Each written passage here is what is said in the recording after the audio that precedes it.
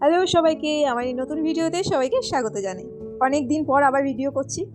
আজ আমরা যাচ্ছি প্রয়াগরাজে মহাকুম্ভে স্নান করতে। সব প্যাকিং ডান, আমরা সবাই রেডি হয়ে গেছি। এবার এদের আমরা যাচ্ছি। তো কেমন লাগছে মা? তোমার কেমন লাগছে? খুব ভালো লাগছে। আমার ভালো লাগছে না, গল্প কাগজ গেলে কে কে কাজ আমি আছি। বাবা তোমার কেমন লাগছে? আমরা বাড়ি থেকে বেরিয়েছিলাম 27 তারিখ, ওই দুপুর 1টা নাগাদ। এরপর চলে গেলাম বাড়ি থেকে বাস স্ট্যান্ডে। অপেক্ষা করছিলাম যে আমাদের বাসটা কখন আসবে। কিছুক্ষণ অপেক্ষা করার পর বাসও চলে এলো, আমরা বাসে চেপেও গেলাম। এখন আমি আর ভাই বাসের সিটে বসে আছি। আমরা সবাই খুবই এক্সাইটেড ছিলাম যাওয়ার জন্য। এটা হচ্ছে জেঠিমা, আমি জেঠিমাকে বলছিলাম হাই করতে। এটা হচ্ছে দাদা ভাই। সবাই খুবই এক্সাইটেড কুম্ভ মেলায় যাওয়ার জন্য। এটা হচ্ছে বোরাকর নদী, মাইথান ড্যাম পেরোচ্ছিলাম তখন আমরা। এইভাবেই আস্তে আস্তে আমরা পথে এগাতে থাকলাম। এই মহাকুম্ভে যাওয়ার আমার খুবই ইচ্ছে ছিল, তাই বাবাকে অনেক রিকোয়েস্ট করার পর এখন আমরা ফাইনালি যাচ্ছি। মহাকুম্ভে যাওয়ার পর অনেক কিছু ঘটে গেছে আমাদের সাথে, সেটা না হলে পরের ভিডিওতে বলবো। এটা হচ্ছে পারসনাথ পাহাড়। ঝাড়খণ্ডের সব থেকে উচ্চতম পাহাড় হচ্ছে পারসনাথ পাহাড়। প্রায় 2-3 ঘন্টা কন্টিনিউ বাসে যাওয়ার পর তারপরে এক জায়গায় গাড়িটা থামানো হলো। এখানে আমরা নামলাম, একটু হাঁটাচলা করলাম।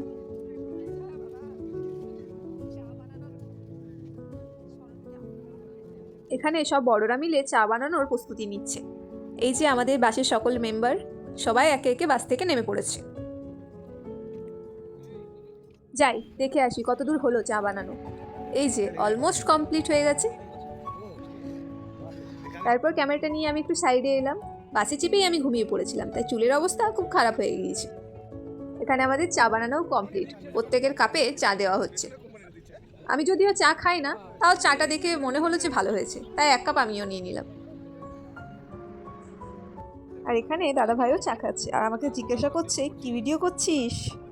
তারপর আবার বাসে চেপে পড়লাম। বাসে চলা শুরু হয়ে গেল।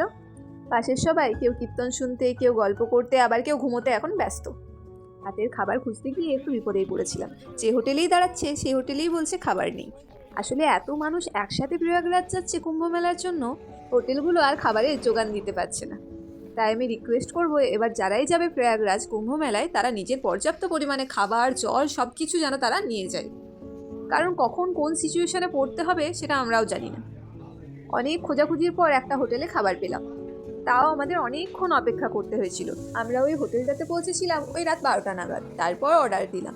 এবার দেখি অপেক্ষা করি কতক্ষণে আমাদের অর্ডার আসে। অর্ডার আসতে বেজে গিয়েছিল 1টা। তারপর ডিনার কমপ্লিট করে আমরা আবার বাসে চেপে পড়লাম। ওই রাস্তায় এত জ্যাম যে আমরা 2 ঘন্টা একই জায়গায় দাঁড়িয়েছিলাম। তারপর আবারও গাড়ি চলতে শুরু করলো।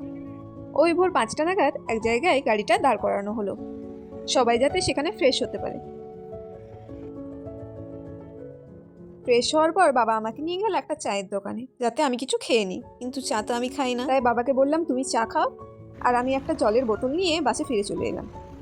বাসে উঠে কিছুক্ষণ গল্প করলাম, কিছুক্ষণ বসে রইলাম, আবার কিছুক্ষণ বাকি সবার জন্য অপেক্ষা করছিলাম।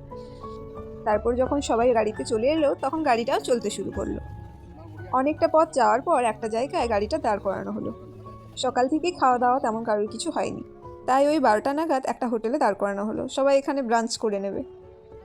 এই হোটেলটা সেদিন সবে সবে খুলেছিল, তাই আমাদের অর্ডার দেওয়ার পর ওরা সব খাবার বানাতে স্টার্ট করলো। এই জন্য তো আমাদেরকে অপেক্ষা করতেই হবে। মোটামুটি 1-2 ঘন্টার পর আমাদেরকে খাবার দেওয়া হলো। এই 1-2 ঘন্টা সময়ের মধ্যে আমি নিজের অবস্থাটাকেও একটু শুধরে নিলাম। তারপর খাবার টাবার খেয়ে বাসে চেপে পড়লাম। কিছুটা পথ যাওয়ার পর থেকে এত জ্যাম শুরু হলো যে কি করব কিছু খুঁজে পাচ্ছিলাম না। মোটামুটি 6-7 ঘন্টা এক লাগাতার আমরা একই জায়গায় দাঁড়িয়েছিলাম।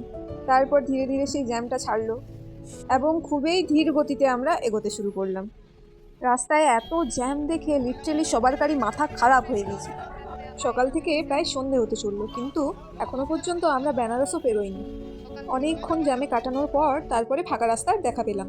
আমি তো ড্রাইভার কাকুটাকে বলছিলাম যে যত স্পিডে পারো তত স্পিডে চলো, কারণ 30 ঘন্টার ওপরে হতে চললো, আমরা এখনো পর্যন্ত পৌঁছাতে পারিনি। এই যে বেনারস ব্রিজটা পের হচ্ছি এখন আমরা। গঙ্গা আরতি দূর থেকেই দেখার চেষ্টা করছি। ভিডিওটা পার্ট 2-এ আসবে। এখনের জন্য টাটা।